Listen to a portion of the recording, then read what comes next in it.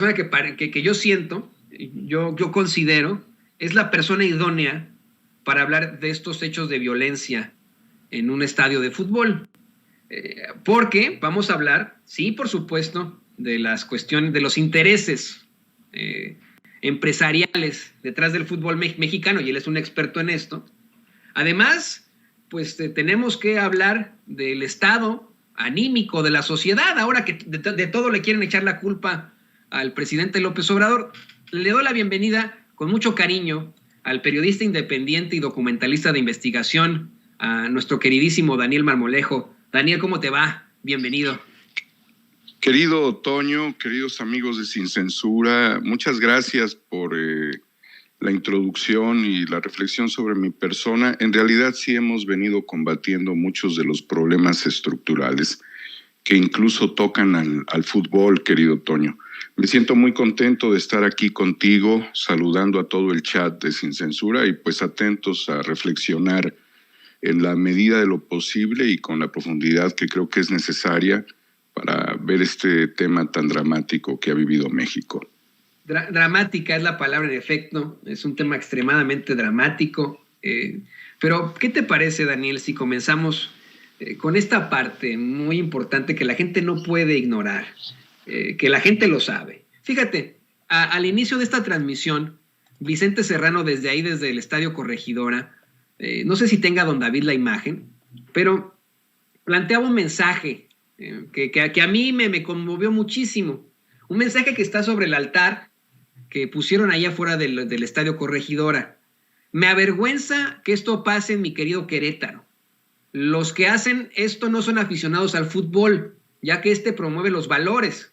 No polaricemos nuestra vida. Autoridades y directivos cumplan con su trabajo, cuidar la vida y el deporte, no al dominio del dinero. Sin embargo, pues eso es lo que vemos en la Liga MX. No nos podemos ser tontos con esto. Es el dominio absoluto del dinero. ¿Por qué tendríamos, Daniel, como un director de la liga, a alguien como Mikel Arreola, por ejemplo? ¿Por qué se tiene que hacer siempre todo? Bueno, sabemos por qué, ¿no? Pero ¿por qué no quedan claros estas responsabilidades desde un principio, a sabiendas de que en efecto es un estadio controlado por la iniciativa privada y por los intereses no muchas veces positivos de los empresarios? Podemos hablar, como tú le llamas, de una mafia estructural en los dueños de la Corregidora. Sí, hay que definirlo ya como parte de una serie de estructuras, querido Toño, amafiadas. Primeramente hay que entender que el fútbol es un fenómeno social y es un fenómeno social que llegó a nuestro país como producto de las empresas y de las industrias inglesas. Allí se propagó el fútbol y actualmente adquirió un nivel de trascendencia porque tiene más afiliadas la FIFA que la ONU. Esto solamente es para darnos cuenta de la magnitud.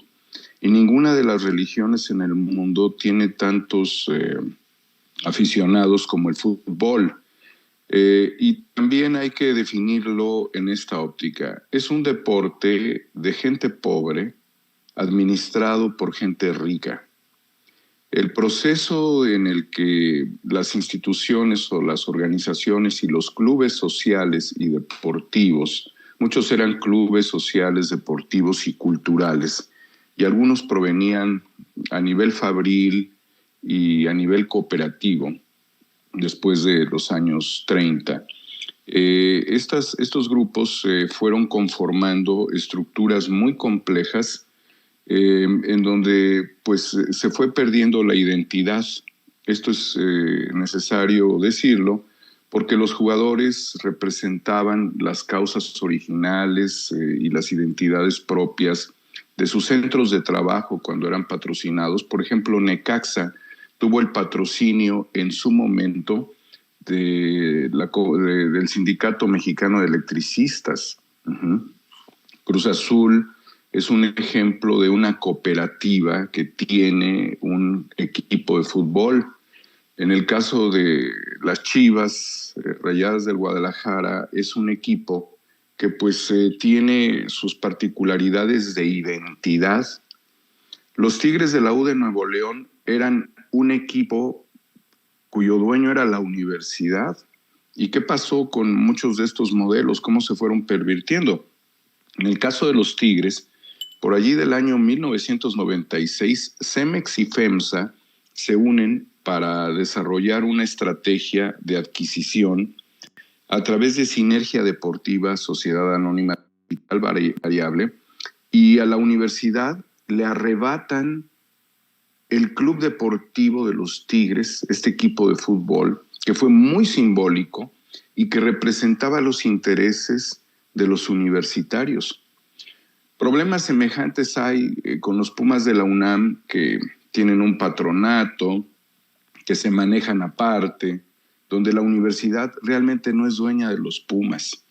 ¿Y qué decirte de algunas otros equipos que han sido manejados por personajes como Carlos Ahumada, algunos otros que se mantienen como Jorge Hanron, otro que está prófugo de la justicia como Billy Álvarez, otro que fue suspendido como Fidel Curi en Veracruz, para darnos cuenta exactamente de qué se trata este fenómeno y también tratar de entender por qué los jugadores tienen valores estratosféricos. Aunque sus carreras deportivas son muy cortas y aunque sus esfuerzos son muy grandes, la realidad es de que los jugadores se convirtieron en el frente de estructuras financieras y muchas de ellas de lavado de dinero. ¿Sí? En ese sentido, tú te preguntas, ¿cómo es posible que un jugador, pues no sé, por ejemplo, Orbelín, que se fue de Cruz Azul a España, a un equipo mediocre en España, su carta fue de $17 millones, de los cuales no le dio ni un solo peso a los dueños reales que son la cooperativa, porque quien intermediaba estas operaciones era Billy Álvarez. Y en ese sentido, imagínate tú, por ahí le decía a Billy, pues 7 para ti, 10 para mí, nada para la cooperativa y tú eres el dueño de tu carta. De ese nivel se ha venido manipulando el deporte. Por eso es un deporte en general de gente pobre, manejado por gente rica, con jugadores que son estructuras financieras y muchos de ellos haciendo los grandes negocios para los directivos. Estamos frente a un fenómeno donde se maneja no una nómina, sino doble y triple nómina, donde los intereses de las cadenas televisivas están por encima del interés popular, de tal suerte que si tú vives en una ciudad, no sé, por ejemplo Guadalajara, tú no puedes sintonizar en la frecuencia del espectro radioeléctrico para ver a tu equipo, sino que tienes que contratar un servicio de cable, que son millones y millones de dólares en operaciones financieras mensuales, las que también permiten que las televisoras se apropien de la teledifusión y también de la radiodifusión de los partidos. Entonces le arrebatan al pueblo la posibilidad de tener una relación de identidad con sus clubes a través de la posibilidad de reunirse en familia y ver los partidos. Y luego se crean estructuras, que son estas barras que vienen prácticamente migrando desde Argentina, desde mediados de la década de los años 90, en el estado de Hidalgo, el Club Pachuca fue el primero en tener una barra ultra, que funcionan, y así lo digo yo de manera categórica en un tuit que acabo de subir el día de ayer, como organizaciones criminales. ¿Por qué? Porque las barras son grupos de extorsión que tienen un control territorial de posiciones estratégicas en los estadios. Entonces, ningún ningún aficionado puede ser con su boleto, tener la posibilidad de ocupar el espacio que quiera. Esos espacios están consignados. Además, piensa, Toño, en todo el operativo que significa en materia de seguridad, siempre y cuando la haya, porque en Querétaro no la hubo, de establecer estrategias de logística para el tránsito de las barras, desde puntos claves donde se reúnen hacia los estadios de ida y vuelta. O sea, tienen un patrocinio del Estado y tienen un patrocinio de los municipios, de los gobiernos municipales y estatales, para recibir una sobreprotección. Las barras también, Toño, tienen control a través de su misma organización operativo de narcomenudeo. Sí, están vinculadas al narcomenudeo. Algunas otras están vinculadas al huachicol. Algunas otras ya forman partes de cárteles de la mafia, de la delincuencia organizada. Y finalmente también son grupos que extorsionan a muchos de los dueños de los equipos para garantizarles una determinada cantidad de boletos que no solamente son los boletos que ellos tienen para acceso, sino que también pueden participar en la reventa. Entonces, estamos frente a estructuras complejas, importadas como modelo de Argentina, que además, fíjate qué estúpido es lo que te voy a decir y qué real. No tiene ni siquiera una identidad propia, conceptual y creativa, en el manejo, en la interpretación de sus cánticos, de sus coros. Ni siquiera esos cánticos los vas a escuchar en los estadios de River y de Boca. Es hasta vergonzoso que ninguna de estas barras y ninguno de estos clubes ya hablen con un lenguaje propio, con una identidad propia. Es una impostura de cosas trasplantadas que están ajenas. Imagínate que va a la barra, los Pumas contra River y que contra Boca, y que los de Boca ven que cantan sus cánticos. Es decir, estos copiones sin identidad nos quieren imponer. Ahora bien, ¿qué pasa dentro de estas estructuras, querido Toño y queridos amigos de Sin Censura?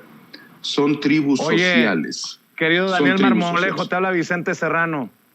Querido Vicente, saludándote, creo que estás en Querétaro. Sí, con todo lo que estás diciendo, no me sorprende que ya no pudimos transmitir a las afueras del estadio. Por ahí alguien me hablaba de la gente que se acercó a saludar a la transmisión de Sin Censura, de inhibidores en el estadio. Por ahí los echaron a andar cuando se dieron cuenta de la cobertura que estábamos haciendo, pero extrañamente ya no pudimos transmitir así, en un tronar de dedos, desde las afueras del estadio, en estos momentos en los que precisamente hablábamos con Julián Atilano, cerrábamos y te esperábamos, pero sí quería dejar constancia de que nos fue imposible volver a transmitir y nos hemos movido aquí a las cercanías del estadio para seguir con la transmisión de esas cosas extrañas, pero que tienen un mayor sentido con lo que estás diciendo, Daniel Marmolejo. Es una operación blindaje, querido Toño. Yo dudo mucho que la información transmitida por el gobierno estatal al gobierno federal sea fidedigna. Sí, yo realmente pongo en tela de juicio esto y te lo voy a decir por qué, Toño. Y querido Vicente, tú que estás allá y que estás siendo censurado para poder transmitir desde el estadio de la Corregidora, célebre en el Mundial de 1986, donde, si mal no recuerdo, Tomás Boy metió un gol de tiro libre. Pues mira, Vicente, esta situación que se presentó ayer tiene muchos ecos, eso es parte de una consecuencia histórica de grupos y de estructuras sociales de choque.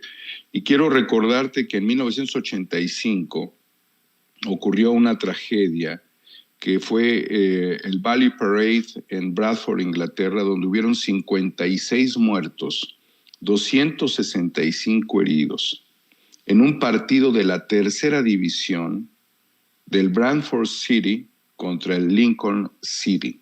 Esto en Inglaterra. ¿Y qué pasó a los pocos meses de que ocurrió esto, de mayo? Pocas semanas, querido Vicente. El 29 de mayo de ese mismo año de 1985, en el Estadio Heysel de Bruselas, murieron 39 aficionados 32 italianos, 4 belgas, 2 franceses y un británico en el partido de Liverpool contra la Juventus. Este drama permitió una estrategia en una primera instancia de enjaular a las barras. Era necesario enjaular, en este caso, a los hooligans, incluso prohibirles que viajaran al extranjero. Lo que nosotros estamos viviendo aquí también tiene un antecedente muy dramático, que fue en el año 2002, el 26 de enero, cuando jugó River contra Boca en Mar del Plata, en Argentina. 2 muertos, 2 heridos, 200 detenidos. Yo no sé cuántos lleva el gobernador del estado para exhibir como detenidos, cuando menos en número. Y esto fue terrible, fue un ataque descontrolado, pero curiosamente sí había fuerza pública, quizás no la suficiente, Vicente, quizás no la suficiente. Hay un estatuto de la Federación Mexicana de Fútbol, el artículo 17, inciso 2, dice: será sujeto de desafiliación cualquier equipo cuyo dueño y o directivos hayan incurrido en actos delictivos o de dudosa reputación. Aquí tú tienes un control interno, aunque el estadio es del Estado, está concesionado, y como si habláramos de la guardería ABC, en el caso particular, con unas cuantas mujeres que forman parte de la seguridad privada, lo cual no da garantías de que esto termine bien. Si entendemos la problemática como se presenta, los panistas han hecho un juego de concesiones y de privatizaciones. Es una cadena que termina en una desgracia, en una tragedia. Se ha señalado, Vicente y queridos amigos, de que posiblemente hayan sido ya una estrategia de cazar entre grupos criminales. Es complicado de entender y de aceptar, porque si las organizaciones criminales se identifican, lo pudieron haber hecho no con armas blancas ni con tubos, lo pudieron haber hecho de otra forma. No quiero decir cuál, pero es obvio cómo son los grupos delictivos entre sí. Aquí también hay un factor importante. En el minuto en el que esto ocurre, ya el alcohol generó un descontrol mayor, y la turba, junto con la apertura de accesos que debieran estar totalmente restringidos, reforzados y con bloques vacíos que sirven como áreas de amortiguamiento para evitar la confrontación, fueron abiertas. Entonces no hubo un área de exclusa. Sucedió el embate. Es lamentable pensar que esta situación quedaba en manos de muy poca gente en materia de seguridad y sin las estrategias básicas que requiere la seguridad, que es seguridad estructural, seguridad sistémica y seguridad volitiva, personal, que ya es cuando tiene que entrar un policía físicamente a reprimir para evitar la violencia. En dado caso de que las organizaciones criminales hubiesen querido jugar a las vencidas dentro del estadio, con autoridad suficiente por parte de las policías municipal y estatal, esto se pudo haber contenido sin mayores problemas.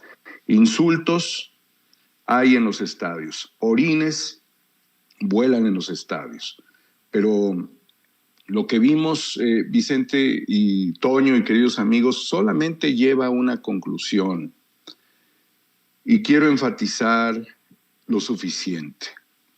Las barras bravas no son parte de nuestra identidad.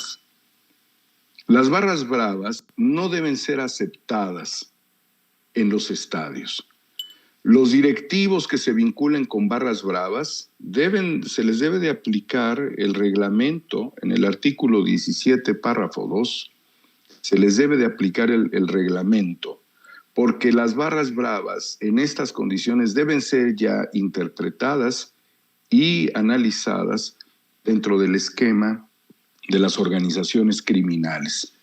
Necesitamos que vuelvan las familias a los estadios, Vicente, que quien pague un boleto entre, que si hay un espíritu de identidad, no caiga en las confusiones de tribus sociales dentro del espíritu deportivo. También señalarlo, las barras bravas no ven el partido, brincan permanentemente, impiden que la gente disfrute de un partido. Ya lo dije, los cánticos no son mexicanos, son argentinos. Es una burla para los clubes mexicanos. Y ya nada más para tratar de cerrar, Vicente, Toño, amigos, este es un fenómeno estructural porque tiene que ver también con la manipulación que se ha dado de las fuerzas básicas de los clubes, en donde hay agentes, en donde los niños y los jóvenes en formación son infelices, en donde hay órdenes explícitas de aprender a romperle las piernas al rival y de no jugar deportivamente, donde hay intereses económicos que empiezan a controlar soberbiamente a los jóvenes, tanto niñas, pero sobre todo a los niños y muchachos, porque es donde más dinero se juega, que tienen determinado talento. Porque ya lo dije también, muchos directivos hacen grandes negocios a través de los fichajes, porque hay operaciones comerciales para traer jugadores de muy mala calidad que le quitan los sueños y las posibilidades de que los futbolistas mexicanos puedan participar dentro de todo ello. Porque las barras, como las italianas vinculadas con la camorra, fueron las que narcotizaron y pervirtieron a un gran futbolista como lo fue Maradona. Él fue víctima de las barras, no en su país, curiosamente, sino en Italia, en Nápoles. Y ahí están también los incidentes que se dieron jugando él en Barcelona, donde se generó una agresión terrible contra Maradona, y después de él estar en una recuperación dolorosísima, cuando vuelven a enfrentarse estos equipos, hubo una violencia terrible dentro del estadio. También hay que ver cómo se genera la violencia entre los futbolistas. Tenemos al actual portero de Cruz Azul, que ha sido una persona que es un extraordinario futbolista, que no ha tenido control suficiente de sus emociones en otros momentos. Comiso, quien fue uno de los personajes que estuvo dentro del encuentro entre River y Boca en el año 2002, cuando se dio esta situación trágica en Mar del Plata, de los 2 muertos, los 12 heridos y los 200 detenidos, le embarró los tacos en la cara a Carlos Hermosillo cuando Cruz Azul gana la final contra el León. Esto nada más como anécdota de los jugadores que utilizan la violencia también dentro del estadio y que pues fue sancionado, se cobró un penal, pero esto enciende, enfurece a los espectadores, al público. Y cuando los intereses llegan a ser demasiado perversos y llegan incluso hasta los bolsillos de los propios árbitros, las decisiones que se toman no siempre son las adecuadas y violentan el estadio y violentan a las aficiones, porque finalmente surge aquella frase histórica del árbitro vendido. Entonces, para quitarle la condición exacerbada, la violencia que tiene el fútbol, y para impedir que esto se repita, Vicente, solamente hay una solución por el momento. Primero, serían 2. La verdad. No queremos una verdad histórica respecto a lo sucedido en Querétaro y que los responsables paguen por estos hechos. Y lo segundo es, se tiene que acabar con el fenómeno de las barras bravas. Nunca más una barra brava en un estadio de fútbol en México. Esa es mi reflexión, querido Vicente, Toño, amigos de Sin Censura. Antes de que te vayas, Daniel, te pido otra reflexión. Este es un tema de violencia varonil entre hombres, en momentos en que se vienen las marchas feministas y el debate sobre el papel de la mujer en nuestra sociedad. Porque yo no he visto estas situaciones, con mucho respeto lo voy a decir, en la Liga de Fútbol Femenil. Y otra cosa, y lo planteé en redes ayer. Escribí: los que responsabilizan a López Obrador sobre lo ocurrido en Querétaro, en serio que sí están muy enfermitos. Y lo decía porque es un escupir veneno a lo tonto, no hacer una reflexión como la que nos has ayudado a hacer tú, como la que nos ayudó hace rato a hacer Julián Atilano. Bueno, tanto ha dolido esto que hasta un chismoso profesional, el periodista de espectáculos Gustavo Adolfo Infante, me escribió: deberías de tener un poco de mesura, de respeto, de decencia. Hay familias que sufren hoy por asquerosos pandilleros y a ti lo único que te importa es barbear al presidente. Después de ver su Twitter y ver cómo barbea a Sandra Cuevas, la alcaldesa en Cuauhtémoc, entendí que su responder a mi tweet era con una intención altamente política. Pero dos cosas que te dejo sobre la mesa para cerrar, Daniel, si me permites, este tema: el lado político y el lado el lado de la violencia del hombre. No veo tampoco estas mismas actitudes en el fútbol femenil, pero pues ya tú me dirás tu opinión. Bueno, querido Vicente, primero, qué importante es que haya un fútbol femenil, ¿no? Yo lo disfruto mucho porque es un fútbol más puro. Primeramente hay que destacar ese contraste. Las chicas cuando chocan, cuando se tropiezan, cuando se ponen el pie, lo primero que nos demuestran es que se levantan, se sacuden y continúan. Ya el que entre una camilla, el que entre algo es significativo de un dolor mayor.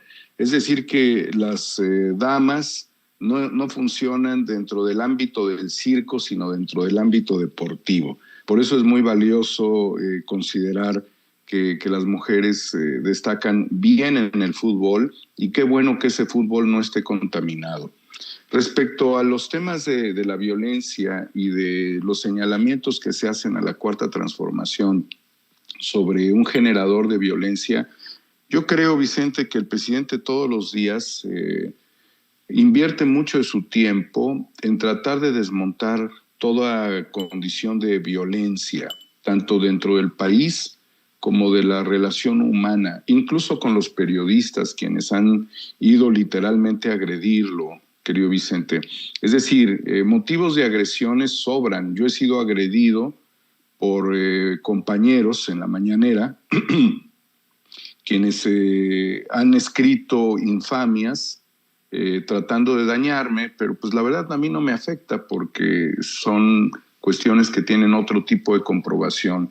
Yo creo que el interés también de dañar a personajes como tú, Vicente, son parte ya de una conducta. Lo estás viviendo ahorita físicamente al excluirte, al bloquearte los accesos a un estadio tan importante después de una tragedia, de una masacre que fue lo que vimos. La circunstancia sobre, también hay que destacar, la violencia de una alcaldesa contra policías, viene a aclarar algo, Vicente, que aunque se hable de violencia machista, yo creo que la violencia no tiene género. Y en ese sentido, me atrevo a pensar que como una condición de los grupos que están actuando en favor de la guerra híbrida, el próximo martes tendremos mujeres violentas actuando literalmente para tratar de desmontar lo sucedido, si no desmontarlo, equiparar lo sucedido en Querétaro con lo que pueda suceder en la Ciudad de México. ¿Por qué lo digo? Porque ya lo vivimos, porque vimos mujeres con picos, como si fuera el piolet que le dio en la cabeza a Trotsky. Así hay mujeres que van a ir desenfrenadamente, no solamente a atacar monumentos, sino a herir a mujeres policías. Por eso yo hago la consideración de que la violencia no tiene género. Estos actos que se van a recrudecer son actos de la ultraderecha, son tribus sociales que funcionan de manera anarquista, pero ojo, en realidad son mercenarios, son grupos mercenarios de mujeres decididas absolutamente a todo, porque vienen patrocinadas. Y lo que vimos ahora, que fue un acto totalmente reprobable, de una tragedia, esta masacre como se vio, una carnicería, es lo que vimos nosotros en el Estadio La Corregidora. Lo que viene también es algo de una importante magnitud. Por eso quiero advertir que, así como tú estás haciendo esta reflexión sobre el tema de la violencia, los aparatos de inteligencia del Estado deben de estar operando para ver en dónde se están gestando estas reuniones y dónde se están preparando las bombas Molotov y en dónde están fraguando los ataques a todo lo que nos da identidad, que es el espacio público, y que veremos como un anarcoprimitivismo el próximo martes, en una marcha que es legal, que es legítima, que es justificada, que apoyamos, aplaudimos, y en la cual no participamos porque somos varones. Pero las mujeres también pueden ser víctimas de caer en esta vorágine de la violencia estructural que no tiene género, pero aquí que sí tiene un interés muy claro, Vicente, el ataque político a la Cuarta Transformación. Tú señalas que hay un ataque político, por supuesto que sí. Esta es una violencia de género con orientación política en un ámbito de guerra híbrida, para tratar de confundir a la sociedad sobre quiénes son los gestores de la violencia, utilizando, así como decíamos que las barras en México utilizan los cánticos argentinos, utilizando las legítimas consignas del feminismo para golpear, para destruir, para amedrentar, para herir, y pudieran suceder cosas muy graves. Por eso tenemos ya que actuar como una sociedad que prevé la evolución y tratar de desmenuzar, de identificar, de clasificar a los grupos sociales, porque todos están vinculados, Vicente. Las barras funcionan a nivel huachicol, muchas de ellas, no todas. Las barras funcionan a nivel narcomenudeo. Las feminazis funcionan a nivel desestabilización. Y también van a amedrentar procesos electorales, como pudiera ser en el Estado de México y en el Estado de Hidalgo, ¿sí? Ninguna de ellas salió a defender a la esposa del presidente tras las agresiones horrendas que se gestaron hace muy pocas semanas. Ninguna de estos grupos se ha identificado plenamente con la defensa de la mujer oaxaqueña, joven música saxofonista, que perdió prácticamente mucho de su futuro tras la agresión con ácido de un priista, ¿sí? Han sido pocas las que han seguido el tema de Andrés Roemer, por ejemplo, pero no ha sido significativa su presencia en la Embajada de Israel para pedir la extradición de este sujeto que dañó a muchas mujeres, ¿no? Entonces, desgraciadamente, Vicente, lo que se está previendo es una escalada de violencia en el país. Identificar a los grupos, exponerlos socialmente, con nombres y apellidos desmenuzarlos, ver las estructuras financieras y dejar de tener patrocinio de estos grupos. Esa es una responsabilidad del gobierno en este momento. No queremos más violencia, Vicente. Además, date cuenta de la doble moral de los medios de comunicación, que por un lado tapan lo de Hidalgo y por el otro piden la paz en Ucrania, ¿sí? Es absolutamente contradictoria la posición mediática. Y ya nada más para cerrar, Vicente, es una vergüenza que los alemanes, que este pueblo tan hermoso, el pueblo alemán, que ha sido también víctima de terribles contradicciones, tenga un medio de comunicación como la Deutsche Welle, que vaya a entrevistar a Carlos Loret de Mola. Es verdaderamente ridículo, querido Vicente, y nos deja ver cómo viene también una orquestación mediática desde el exterior para golpear a la Cuarta Transformación, utilizando dentro de su enfoque globalista a personajes que realmente son opositores, como si fueran auténticas y honestas fuentes de información. Si la Deutsche Welle quiere recuperar su audiencia y su prestigio, invito a los directivos de la Deutsche Welle, a su board en México, a su representación en México o en Latinoamérica, a que entrevisten a Vicente Serrano, no al idiota de Carlos Loret de Mola. Te agradezco mucho siempre por ese concepto, por siempre ser tan generoso con tu servidor y con el espacio de Sin Censura, por lo que te pido que no te desaparezcas. Así lo escriben en el chat muchas personas que te estiman, que te respetan, que te admiran como nosotros, mi querido Daniel Marmolejo. Pues ¿por qué no cerramos invitando a la gente para que te apoye en tus proyectos, en tus espacios, en tus cuentas, en redes sociales, en YouTube y en lo que estés haciendo también para cine, querido Daniel? Claro que sí, Vicente. Bueno, agradecer el cariño de la gente y decirles que gran parte de lo que pesa como circunstancia en mi vida es el haber denunciado a ese exdirectivo del fútbol y exdirector general de una empresa cooperativa a la cual defraudó. Esa es una razón que verdaderamente me tiene pues en una circunstancia muy difícil de mi vida, por haberme atrevido, y gracias también al apoyo de Sin Censura de Vicente Serrano, al haber desenmascarado a este sujeto que además desvió miles de millones de pesos de una empresa social a cuentas suyas y de sus amigos en el extranjero. Son al menos 5 fichas rojas de Interpol y más de 30 órdenes de aprehensión, y siguen cayendo sujetos vinculados a esta mafia, Vicente, que también desgració al fútbol mexicano. Nada más los dejó 23 años sin títulos.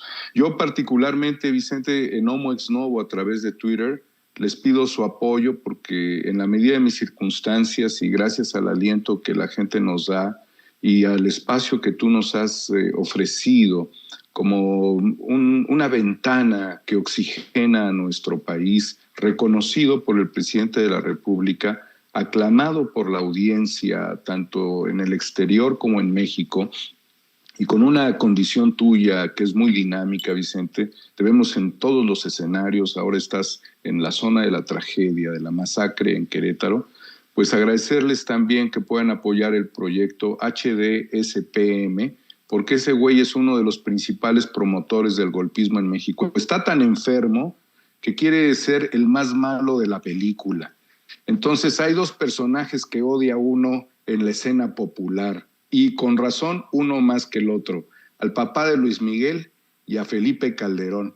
Así es que apóyenme como ustedes puedan, denme información, acerquémonos para poder sacar este proyecto HDSPM. Estamos también con el proyecto Guerra Híbrida. Viene un momento muy importante, querido Vicente. El fiscal contra el exconsejero jurídico y el grupo de abogados, que está por aclararse ese tema en los ámbitos judiciales, y también el de Ricardo Anaya. Viene también el juicio prácticamente que condenará por toda la eternidad a Genaro García Luna, y va a salir el nombre de Felipe Calderón en ese juicio. En todo esto estamos, querido Vicente, agradeciéndote siempre la posibilidad que me das, y con un abrazo muy fraterno en ese estado importante de la capital que es Querétaro, donde te encuentras, gobernado por los fascistas. Mi querido Daniel Marmolejo, siempre pendiente también de lo que escribes en Twitter a través de @HomoExNovo, y también muy al pendiente de lo que suben como contenido en tu cuenta, en tu canal de YouTube 4A República, para que apoyen los esfuerzos independientes también de nuestro querido maestro Daniel Marmolejo. Te mando un abrazo desde acá y nos vemos muy pronto, Dani.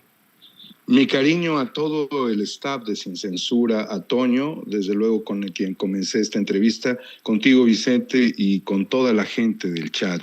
La mejor gente del planeta Tierra es mexicana y está en Sin Censura. Gracias, querido Vicente. Gracias, es Daniel Marmolejo hablando con nosotros en este espacio libre como el viento.